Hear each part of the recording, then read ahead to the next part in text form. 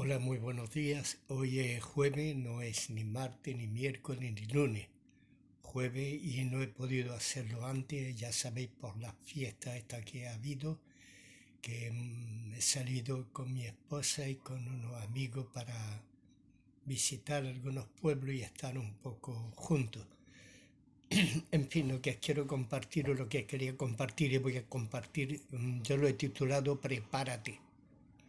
Y lo que vamos a leer es en Isaías 21, donde el profeta dice al rey Ezequías, Dios dice que vas a morir, así que arregla todos tus asuntos familiares más importantes. Repito, Dios dice que vas a morir, así que arregla todos tus asuntos familiares más importantes. Palabra que el profeta da al rey y que realmente son tremendas. Yo no sé, yo lo único que le dice al rey es prepárate porque vas a morir. Lo mismo que Aarón cuando subió al monte, lo mismo que Moisés, también el Señor le dice de subir al monte porque va a morir, y así algunos reyes y algunas personas importantes dentro de lo que es la Biblia, el Señor les dice que va a morir. Aquí se lo dice por medio del profeta, que va a morir. Y Isaías llora. Yo no sé, Ezequías, perdón, no Isaías, Ezequías llora. Yo no sé realmente si yo lloraría si me dijera eso el Señor por medio de un profeta o por él mismo, por su propia voz. No sé si lloraría, pero sí lo que trataría es de poner todos mis asuntos en regla antes de marchar, ¿no? Ya Moisés, por ejemplo, cuando él supo que no iba a regresar, dejó a Josué y le encargó y lo puso al frente del pueblo y todos aceptaron. Es decir, que él estuvo arreglando sus cosas antes de partir con el Señor. Aquí no sé si a alguno de nosotros se nos diera esa oportunidad, ¿no? De saber que vamos a morir y que preparemos todo nuestro asunto, reparemos todos los males, reparemos todo aquello que nos duele, todo aquello que realmente está mal dentro de nuestros corazones. Que el Señor nos pueda decir, prepárate porque te voy a llevar ya conmigo, y así que te dejo la misericordia y la gracia de poder arreglar tus cosas antes de venirte. Eso sería realmente bueno. ¿eh? Pero realmente hoy en día no sabemos cuándo vamos a partir ni sabemos cuándo vamos a marchar con el Señor. Así que muchas veces muchos de nosotros vivimos pues a la ligera, no vivimos como el Señor le gustaría que viviésemos. La verdad es que muchas veces andamos medio regular o medio mal, y aunque hay tristeza en nuestros corazones por la manera de andar, eh, caemos una y otra vez, y eso es lo más doloroso que puede haber en nosotros. Lo triste es que no nos damos cuenta de que en cualquier momento nuestra vida puede ser llevada delante del Señor. Hay una parábola cuando habla de un hombre que edifica unos graneros, unos silos más grandes, unos graneros más grandes, más altos, para poder abarcar más. Y se dijo a sí mismo, alma mía, regocíjate porque mucha riqueza has conseguido, vive ahora en paz. Y el Señor le dice, necio, tu alma te es pedida hoy. ¿De qué le iba a servir haber agrandado tanta su riqueza, haber agrandado tanto su silo, haber agrandado tanto y tantas cosas como él pensaba que iba a poder disfrutar? Muchas veces nosotros no disfrutamos de lo que tenemos, sino que tratamos siempre de arañar, de eh, subir aún más alto de lo que estamos. No miramos a nuestro alrededor, sino que no nos importa que mucha gente caiga, no nos importa hacer daño a las personas, no nos importa estar en enemistad con algunas personas, lo único que nos importa es subir y alcanzar grandes propósitos nuestros. ¿Eh? ¿Cuáles son los buenos propósitos del año nuevo? Pues todos hacemos buenos propósitos. Lo malo es que la mayoría de las veces no los cumplimos. ¿Eh? La mayoría de las veces no los cumplimos. Eh, Cuando estamos en el Señor, pues no, no andamos muchas veces como Él le gustaría que andásemos, sino que andamos como realmente podemos y como queremos y como nos viene bien, sin mirar a nuestro alrededor lo que ocurre con otros hermanos. El rey Ezequías tenía que prepararse y el Señor le da la oportunidad de prepararse, pero él llora y se le alarga la vida 15 años. Espero que en esos 15 años que el Señor le iba a alargar la vida, él se hubiese puesto en una actitud de preparar realmente su partida, porque si en esos 15 años él mm, no preparó su partida, pues cuán triste hubiese sido que el Señor le alargara 15 años más. Aquí lo que vemos después en la historia de Ezequías es que cuando vienen la gente de Babilonia, él le enseña toda la riqueza, todos los tesoros, tanto de su casa como del templo de Dios. Le enseña la multitud de sus mujeres, etcétera, los hijos, todo se lo enseña al rey de Babilonia. Y el profeta Isaías viene y le dice que todo eso los babilónicos después van a venir y se van a llevar todo, todo. Van a destruir todo, van a matar a todos. Se va a llevar en cautiverio al pueblo de Judá. No digo al pueblo de Israel porque el pueblo de Israel yo creo que ya habían sido hechos cautivos. Pero el rey Ezequías encima de todo eso dice, buena es tu palabra porque esto no va a acontecer en mis días, sino en los días de los que vienen detrás. Si era una carga para los que venían detrás, como diciendo, bueno, yo he hecho esto y ahora ustedes vayan a pagar las consecuencias. Muchas veces nosotros también pensamos que los que vienen detrás van a pagar las consecuencias de lo que realmente no ha sucedido o no está sucediendo. Muchas veces dejamos una herencia bastante mala para nuestros hijos, para los que vienen detrás. Ezequías pues tuvo eso, buen siervo del Señor, todo bien, y después tuvo esa cosa que no era buena, que era de enseñar, de presumir, ¿no? Porque muchas veces los cristianos también nos pasa eso, presumimos de todo lo que hemos conseguido, de todo lo que hemos conseguido.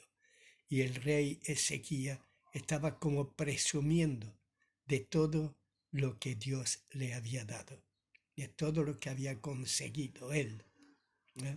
Y eso a Dios no le agrada porque todo lo que Dios nos da muchas veces para el bien del pueblo y no para el bien tuyo.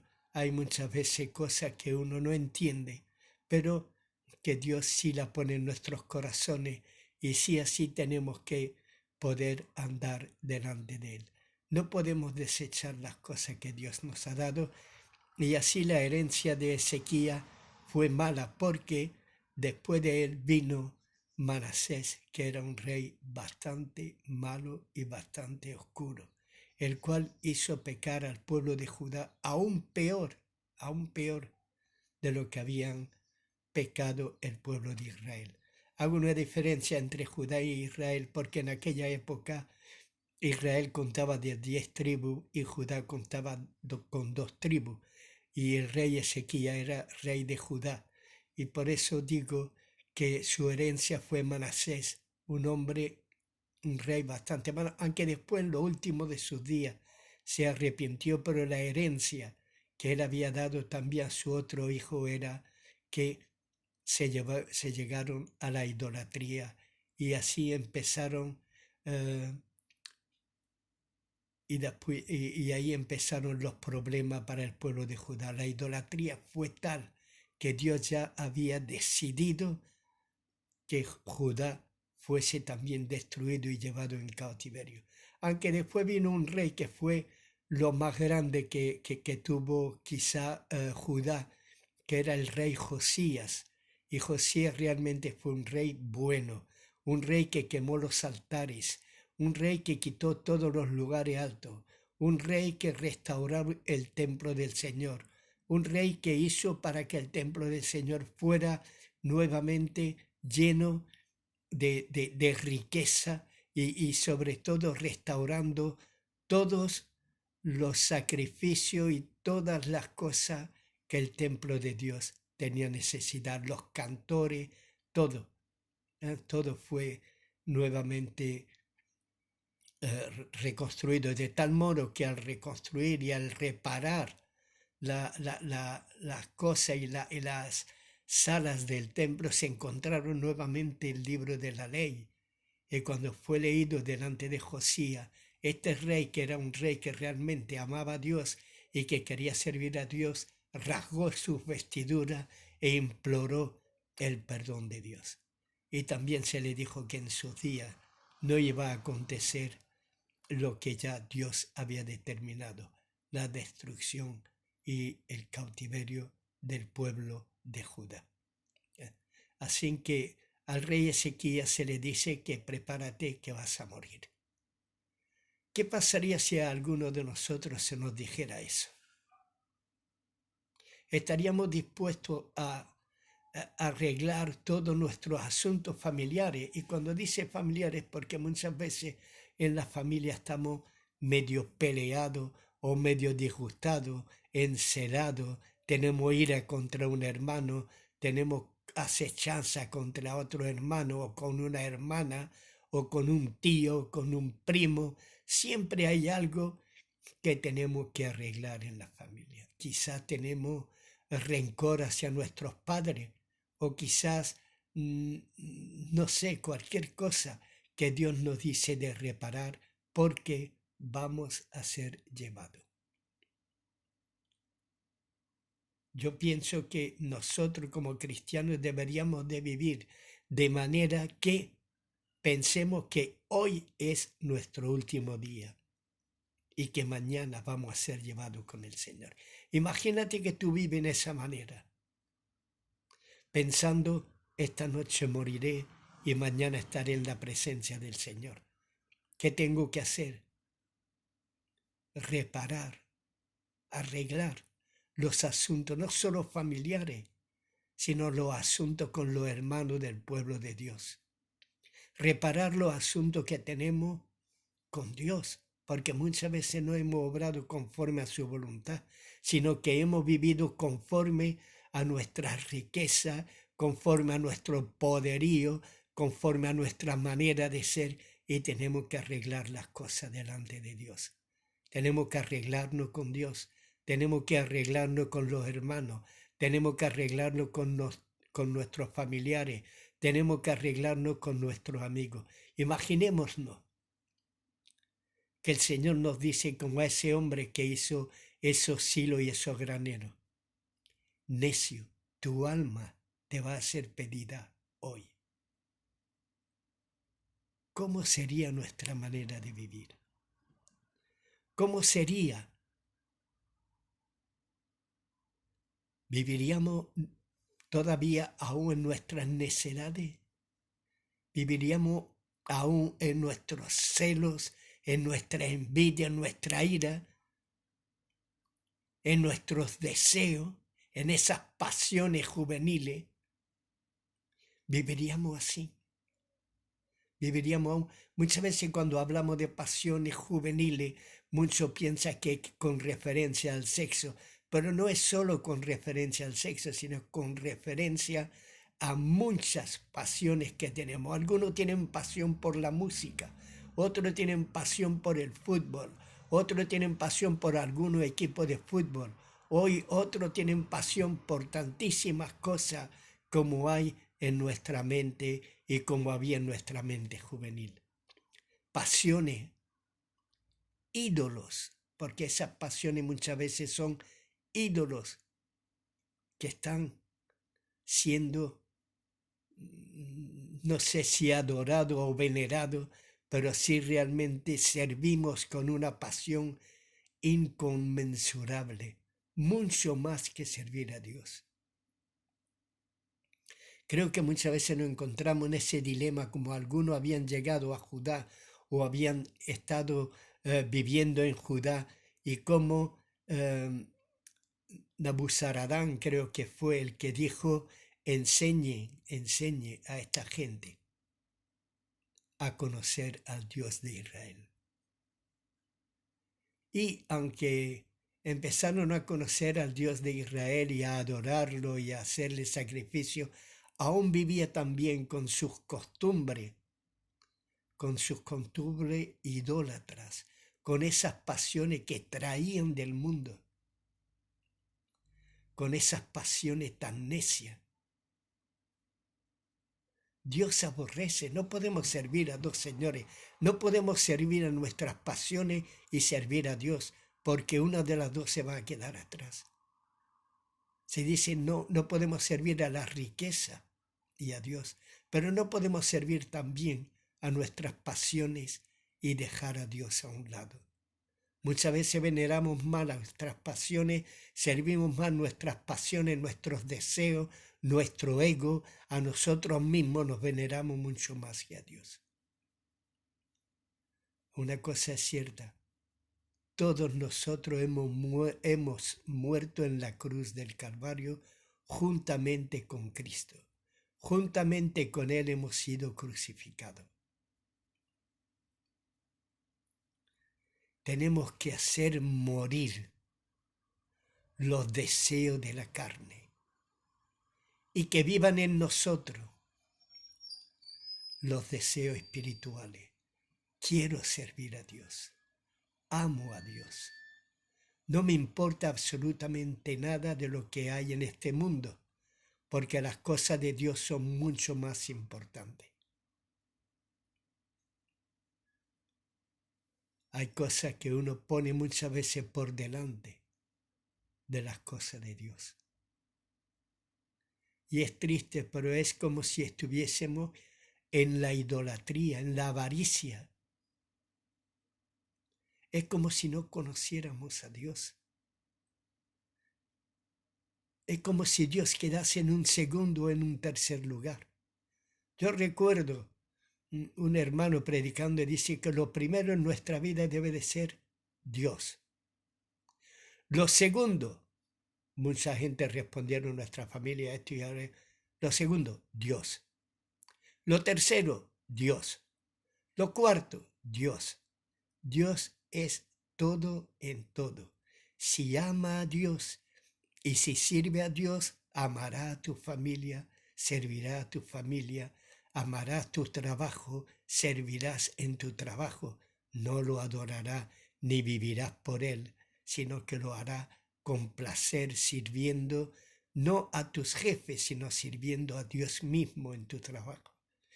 Señor, trabajo por ti, para ti, y agradecido por el trabajo que tú me has dado. Tenemos que vivir por Dios y para Dios. Recuerda esta profecía dada al rey Ezequías. Dios le dice que vas a morir, así que arregla todos tus asuntos familiares más importantes, las cosas más importantes los que tenemos que arreglar. Quizás sea que hemos robado, que hemos adulterado, que hemos hecho cosas que no son gratas delante de Dios. Y tenemos que arreglarlas, no solamente con Dios, sino con aquellos a quienes le hemos hecho daño. Tenemos que arreglar nuestras cosas. Moisés tuvo que arreglarlo. Aarón tuvo que dejar el sacerdocio en manos de su hijo.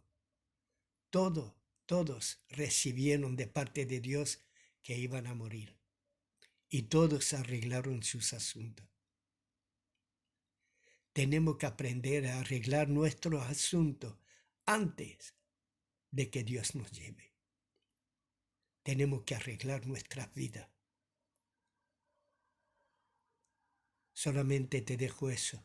Dios nos dice a cada uno de nosotros, prepárate, arregla todos tus asuntos familiares, porque hoy te voy a llevar conmigo. Shalom Maranatha, que Dios os bendiga. Shalom significa paz, y Maranatha, el Señor viene. Así que estemos a la espera de nuestro Señor Jesucristo y vivamos conforme al Espíritu y no conforme a los deseos de la carne. Como he dicho antes, tenemos que hacer morir las obras de la carne y vivir y buscar las cosas de Dios, las cosas de arriba, las cosas espirituales. Amén. Nos vemos la semana que viene. Que Dios os bendiga.